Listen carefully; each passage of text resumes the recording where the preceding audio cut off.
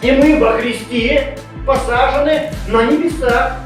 Мы имеем жизнь, и любовь Божья сделала сердца наши Духом Святым. Кто Дух Христова не имеет, тот не его. Подожди, да все очень просто. Ты принял Святой Дух, Дух внутри тебя, Божья любовь, она находится в тебе. Ты получил все то, что было в Боге, потому что Бог есть любовь, и любовь Божья. Нет, там не так. Там сказано, кусочек Божьей любви Святым Духом поместился в тебе. Бог есть любовь, любовь Божья излилась в сердца наши Духом Святым, Дух Святой внутри меня.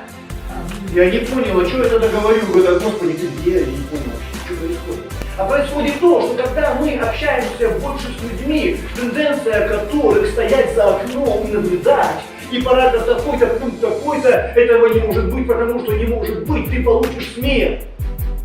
А если мы хотим выйти из смерти в жизнь, то нам нужна совершенно другая перспектива. Нам нужно из-за оттуда, из-за окна быть здесь, а тут, где прокопано. Вау! Аллилуйя!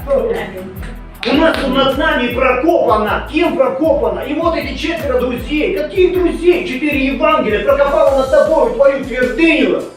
И спустился свет небесный, и тебе было сказано: Соза!